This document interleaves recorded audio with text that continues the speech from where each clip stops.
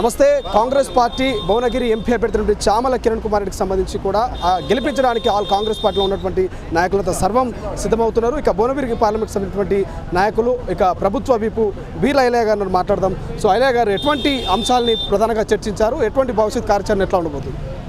మా Bhuvanagiri parliament in charge Rajagopal గారి నేతృత్వంలో ఇవాళ రాష్ట్ర ముఖ్యమంత్రి రేవంత్ రెడ్డి గారు మా 7 ఎమ్మెల్యేలను 6 ఎమ్మెల్యేలు ఒక ఇన్ఛార్జ్ని పిలిచి దిశానిర్దేశం చేసిండు.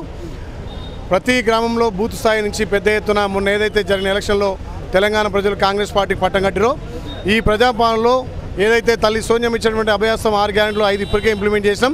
ఎలక్షన్ తర్వాత కూడా ప్రతి పేదోడికి నిరుపేదకు ఇల్లు ఇస్తామని చెప్పి తెలియజేస్తూ ఇలా విస్తృత స్థాయిగా మొన్న జరిగినటువంటి ఎలక్షన్లో సుమారు భువనగిరి పార్లమెంట్లో 2,70,000 మెజార్టీ ఉంది.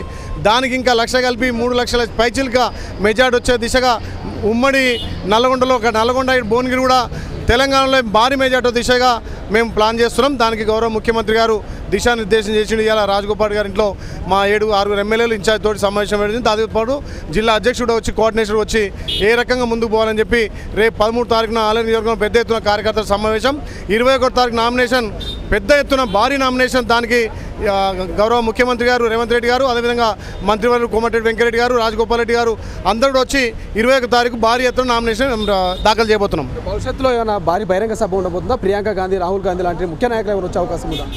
ఉమ్మడి నల్గొండకు ప్రియాంక గాంధీ గారు టైం ఇచ్చారు. నల్గొండలో ఒక సమావేశం, భువనగిరిలో ఒక సమావేశం, రెండింటికి ప్రియాంక గారితో పెద్ద ఎత్తున చౌటుప్పల్లో ప్రియాంక సమావేశం ఏర్పాటు చేయబోతున్నాం. సార్, ఇప్పటికే బీసీ సామాజిక వర్గము బీసీ నేపథ్యంతో బీసీ ఎజెండాతో పూర్ణ నరసాయి గౌడ్ జనాలకు వెళ్తున్నారు. సో ఎట్లా ఉండబోతుంది? ఇక బీఆర్ఎస్ కూడా బీసీ అభ్యర్థి ప్రకటించింది, ఇక్కడేమో రెడ్డి అభ్యర్థున్నాడు కాంగ్రెస్ పార్టీ. బీసీ ఓట్ బ్యాంక్ని ఎట్లా సొంతం చేసుకుంటారు? ఒక బీసీ బిడ్డగా నన్ను మన భారీ మెజార్టీతో గెలిపించారు. కాంగ్రెస్ పార్టీ బీసీకి పెద్దపీట వేసింది, ఇంకా చాలా చోట్ల బీసీకి ఇచ్చింది. కాబట్టి ఇక్కడ ఈక్వేషన్ సందర్భంగా చామల కిరణ్ ఒక యువ నాయకుడు, యూత్ కాంగ్రెస్ నుంచి వచ్చిన వ్యక్తి కాబట్టి ఎన్నో సంవత్సరాలు సేవ చేస్తున్నటువంటి యువ నాయకునికి ఇస్తే ఇంకా ఢిల్లీ నుంచి ఎక్కువ నిధులు తీసుకొచ్చి పనిచేస్తారని చెప్పే ఉద్దేశంతో అక్కడ చామల కిరణ్కి ఇచ్చారు. కాబట్టి అందరం కలిసి బీసీ ఎస్టీ ఎస్సీ మైనార్టీల ముందు కూడా కాంగ్రెస్ పార్టీకి పెద్ద ఎత్తున ఆదరణ వస్తుంది. కాబట్టి ఖచ్చితంగా చామల కిరణ్ 3 లక్షల మెజార్టీతో గెలవబోతున్నాం. Thank you so much. ఇది మొత్తం మీద వీర్ల ఐలయ్య గారితో ఒక స్పష్టత ఇవ్వడం జరిగింది. సో రానున్న రోజుల్లో ఖచ్చితంగా 21వ తారీఖున భారీ నామినేషన్ ర్యాలీ ఉండబోతుంది. అండ్ దాంతోపాటు తర్వాత కూడా ప్రియాంక గాంధీ, రాహుల్ గాంధీ ఇక ముఖ్య నేతలు కూడా హాజరయ్యే అవకాశం ఉంది. బహిరంగ సభలో వాళ్ళు పాల్గొనే అవకాశం ఉందంటూ కూడా చెప్పినటువంటి పరిస్థితి. కెమెరా పర్సన్ అజయ్తో శ్రీశైలం, తొలి వెలుగు, హైదరాబాద్.